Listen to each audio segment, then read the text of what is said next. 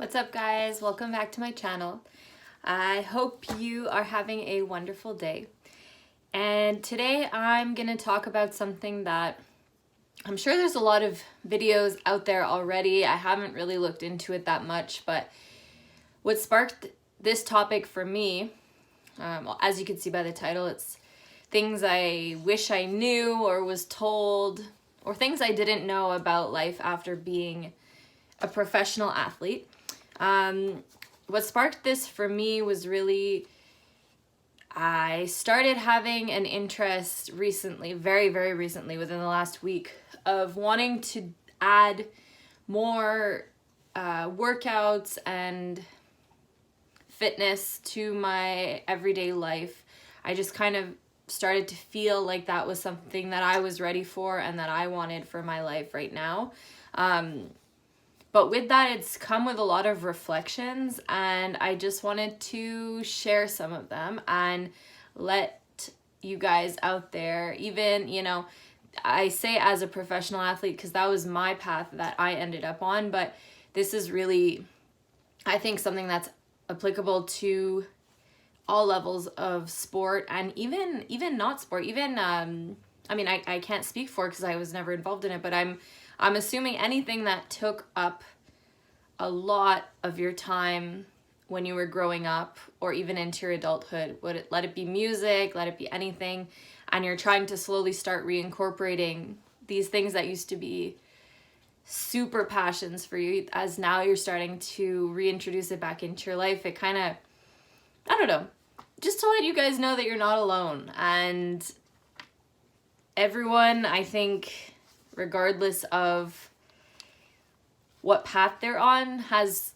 these struggles, but maybe for me, I just feel like they're a little more identified with being life after being an athlete, because that's what it is for me. So basically, I can only speak on my experience, but I'm gonna go in no particular order. They're not super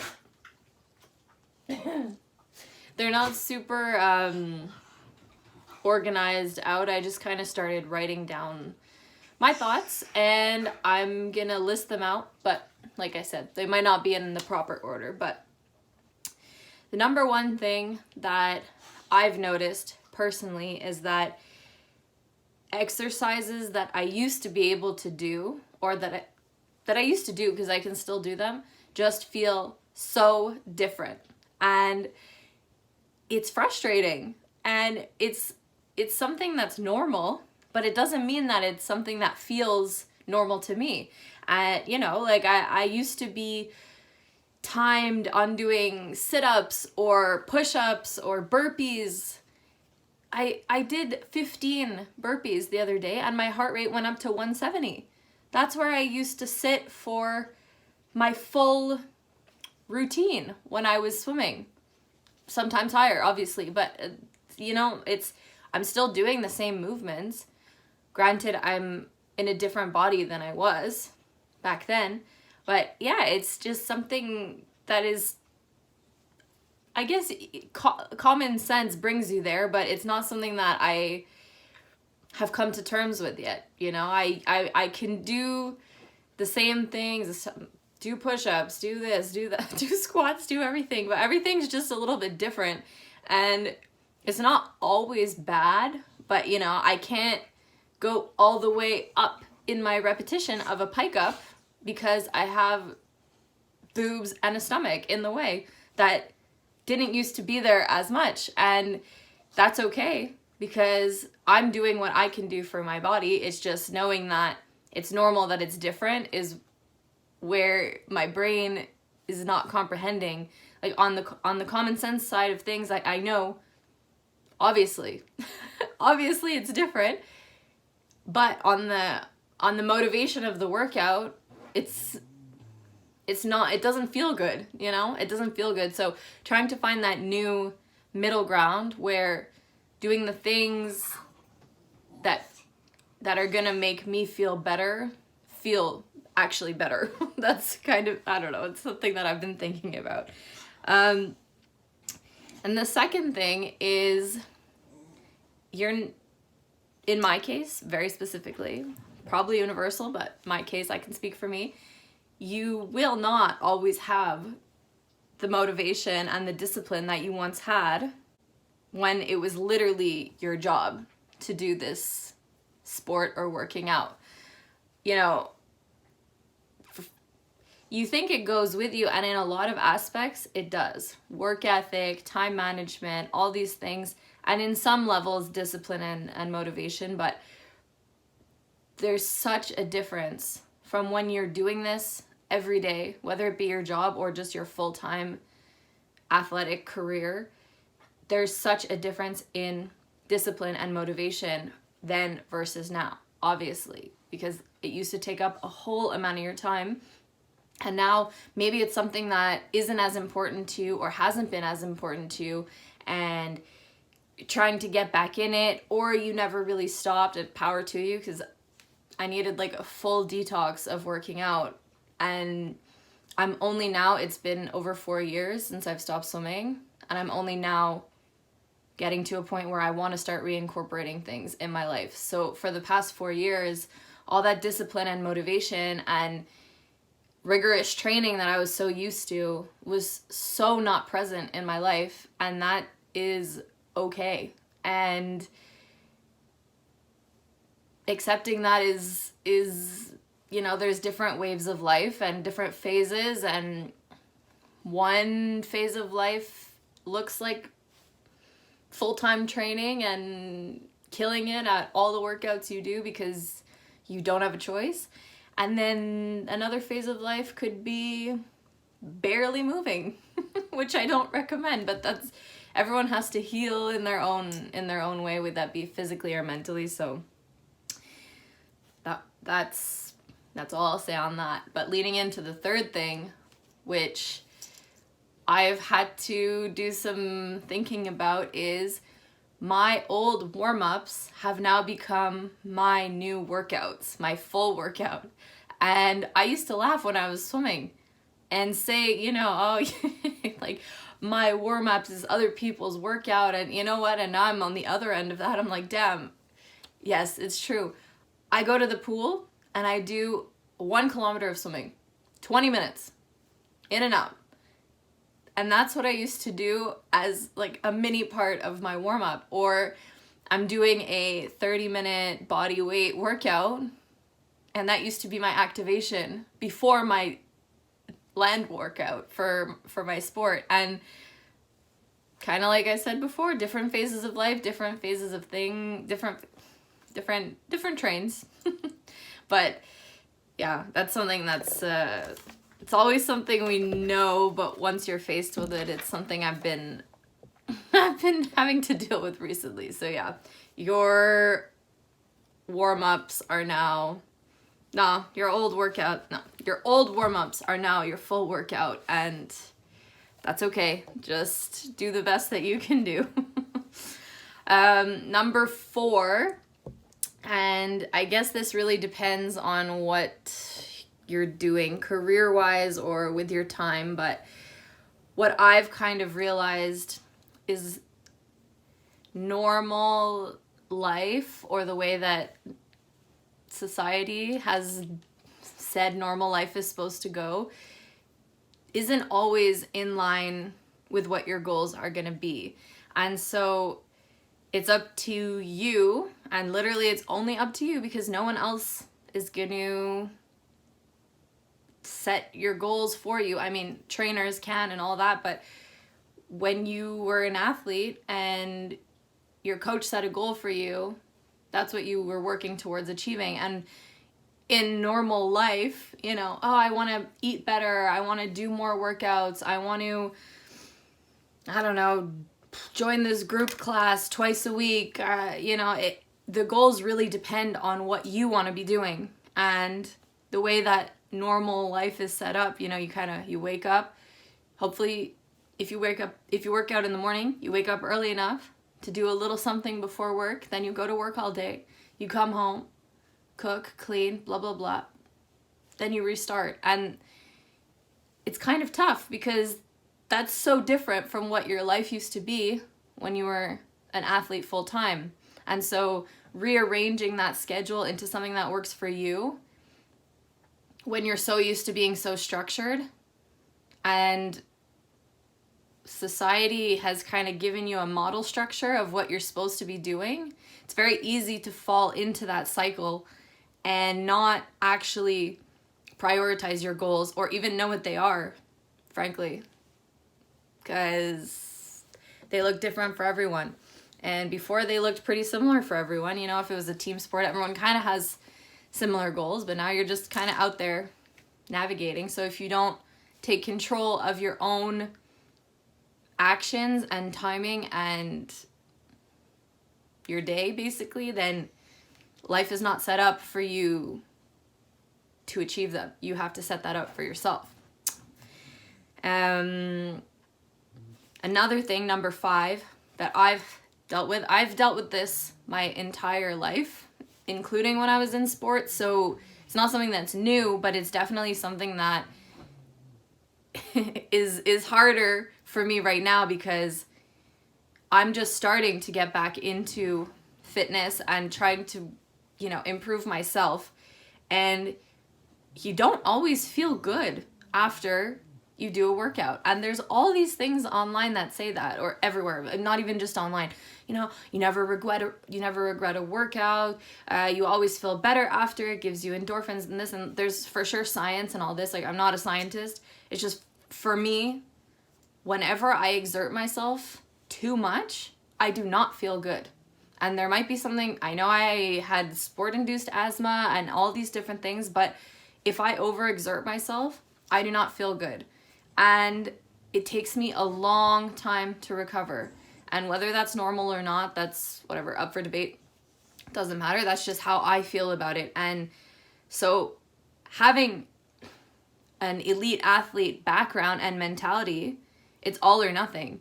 And going from I don't feel good, but I still have to do it, and you know, it's my job, so I just got to get it done. Doesn't matter if I don't feel good, to this does not make me feel good, and I do not need to do it if I don't want to.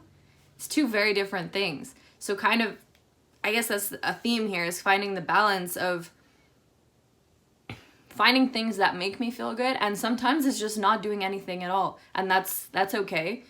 But it's not something that I learned before, because if you didn't feel good before, suck it up and do it. And that's kind of the premise of, I'm sure it's better now, but sport in my time is that's kind of what we were taught, and it didn't necessarily set us up to feel like it's normal to not feel good after you finish a workout or something like that.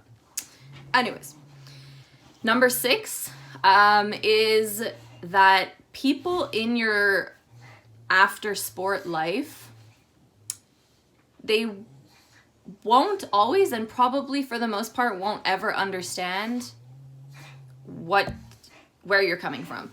And what I mean by that is, once your warm-up has now become your workout, that's something that you know. And that's something that you know what you used to do and they don't. And so saying something, for example, I was talking to a coworker of mine, you know, I was telling them how I picked up swimming and I've been doing it consistently, and, you know, I go do a kilometer, and for them it's like, what the fuck? Can't swear. What are you, what? Like, that's amazing. That's so crazy. 20 minutes for a kilometer. That's so fast. I could never do that. I wouldn't even be able to do 3 laps of the pool. And you know what? Everyone has a different life path. And for me, swimming is something that comes naturally. But I think there's really a beauty in that. You know, if you need a little boost of self-esteem or something, it's quite nice to talk to people about what you do that you know you're an expert in and see how they react to you. And that might sound a little vain, and I wasn't fishing for compliments or anything, but it was just a nice reminder to myself that I'm very hard on myself. And everyone is, I guess, to a certain extent. And I'm sure that sport didn't make it easier, which is kind of my next point. But sometimes it's just nice when people are a little, the word is not naive, it's just oblivious, I guess, to what you once did. Because, you know, if you have a job with someone, you're kind of what you did before and what they did before, well, you ended up in the same place. So whether you had an amazing sporting career and got to travel the world, you definitely have a different perspective on life. But whether you've done that or you haven't, and you're working in the same place, well, you have the same reality right now. But yeah, just sharing sometimes with people, realizing that they'll never understand. It doesn't always have to be a bad thing. And sometimes it can be, and it can be frustrating. Because sometimes you just want to complain, but things that you say are still looked at as a high achievement for other people. So I don't know, it's just something that I've observed. It's not necessarily good or bad, it's just they won't always understand, but sometimes it can give you a little reminder that you have accomplished a lot, and a lot of people would not be able to do what you do. So that's cool on that. Number 7 will be, I guess, kind of linked to that, but no one will ever analyze, or I won't say micromanage because micromanagers exist, but no one will ever analyze your efforts or your mistakes in the same way that you do, or in the same way that you were taught to. Just a basic example, you know, video analysis, feedback from coaches or anyone. Like, we were trained to look at the details down to the last, in my case, like little pinky toe, how it was pointed, you know, if it was out of line or different. Like, we have an attention to detail that is unmatched.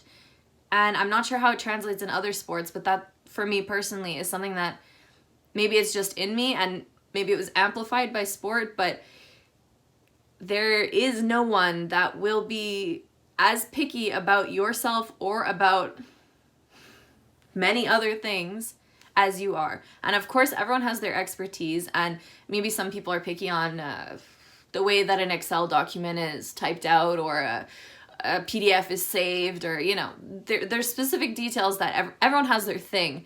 But in general, especially when it comes to athletics or working out, we are experts in that, and that stays with you. And it can also be something that is annoying and frustrating when you're trying to get back into working out. Like, the pressure and the expectations to have a perfect repetition of a movement, or else it doesn't count, or it wasn't good enough, or it, like, that doesn't exist in real life.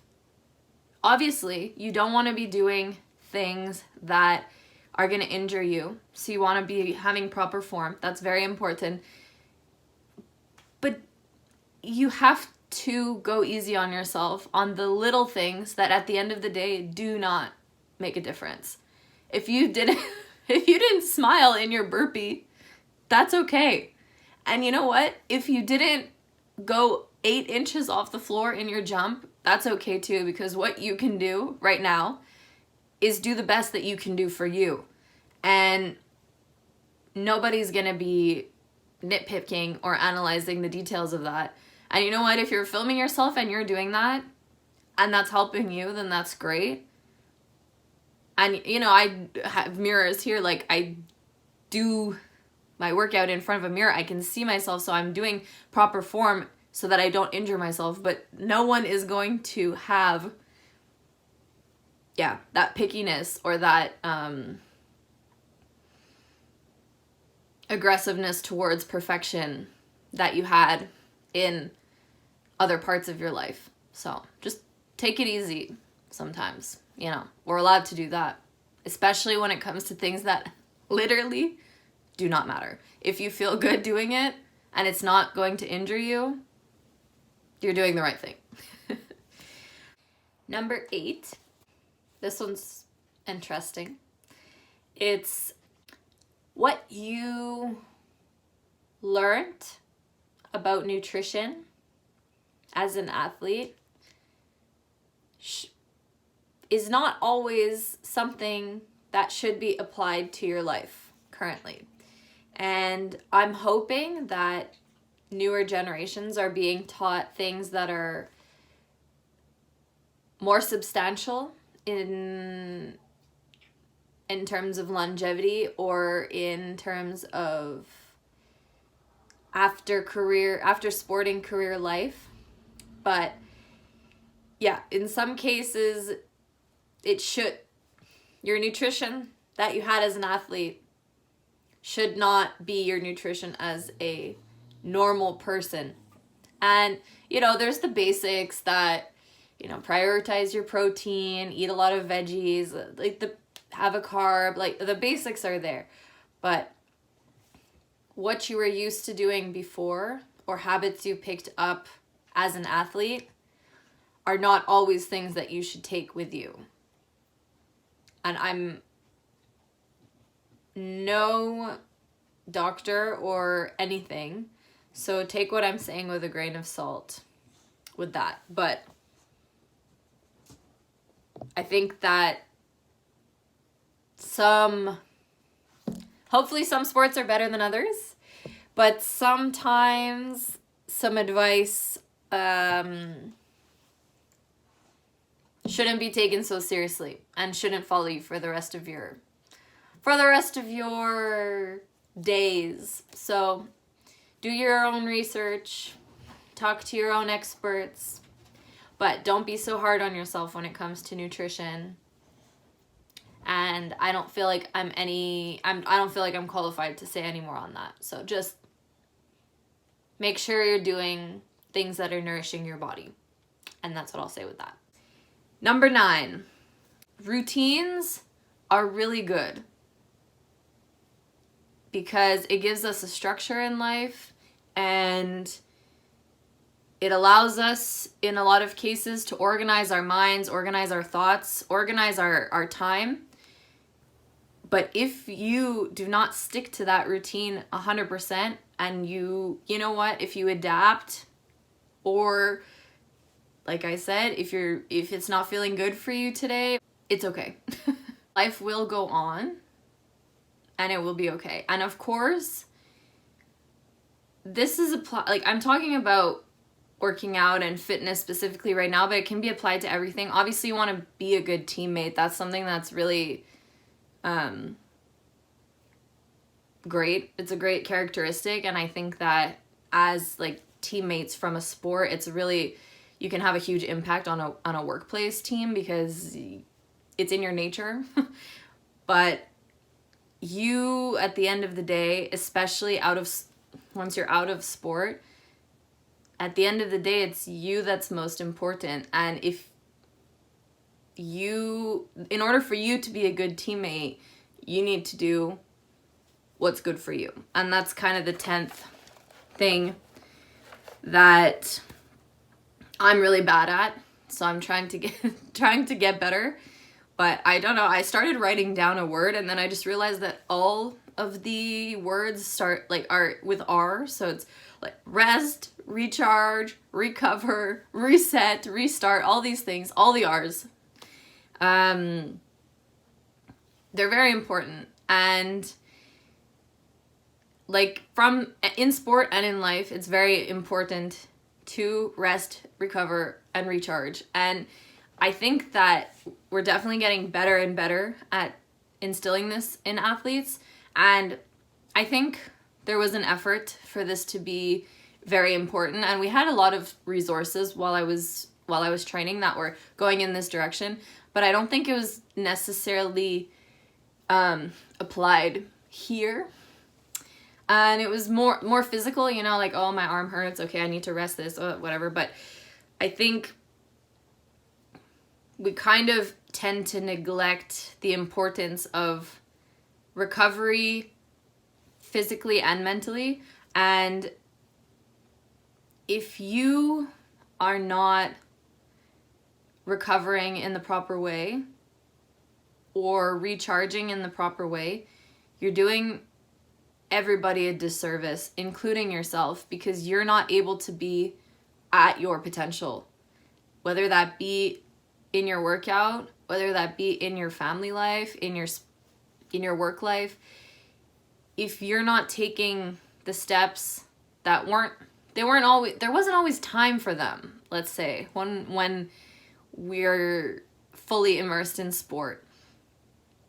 But now that you're not fully immersed in sport, it's even more, well, I wouldn't say even more. I would say it's time to do all these recovery and really listen to yourself and say, you know, in order for me to be the best teammate I can be, or the best version of myself that I can be, and even if it's purely I hate the word selfish, but whether it's purely selfish, because I don't think working on yourself or filling your cup is the expression. I don't think that that's selfish. I think that it's actually something that's overlooked, and I think it can be seen as selfish, but I think that's normally seen as selfish from people that are unhappy about their own lives. That's another topic maybe we can go into one day, but yeah, I just, you need to, in order to be at your full potential, you need to kind of rewire your brain. It's not go, go, go, go, go. It's what can I do so that I can show up as the best version of myself today in order for me to thrive, and if it's important to, for others to thrive as well.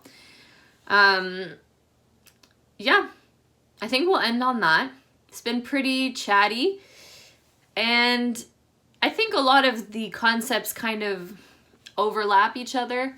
And you know what? Tomorrow I might feel different about these things, but it's just something that I've been working through in my brain a little today and for the past week. You know, your clothes don't fit the way they used to, your workouts feel different, and you're the one that is in charge of changing that or making it feel like something that is good for you, you know? Taking those steps and really trying to improve yourself in the best way that you can. But that's something that I wanted to share today, and I hope that it reaches you if you needed it. And if you ever need anything, I'm not an expert by any means in, I would say, well, that's not true. I would consider myself an expert in a few topics, but for the most part, I'm just, like I said, I think I've said this before, I'm just navigating through life and figuring things out one day at a time. So if you need a chat or anything, can feel free to send me a message, comment down below, head over to my Instagram. It's Balljanelle, BALLJANELLE. I started posting on TikTok a little bit. That's just my name with an extra L, I believe. Janelle Ball with an extra L. Yeah, I hope you're having a great day. I hope that you're not being too hard on yourself, because sport sometimes teaches you to be a little hypercritical of yourself and those around you. So you get a lot of positives out of it, but sometimes it can be hard to work through the negatives. So don't be too hard on yourself. Please let me know if you need anything. If you like the video, give it a thumbs up, subscribe, share with a friend, whatever. Really helps me out. Thank you so much, and have a wonderful day. I'll talk to you soon. Bye.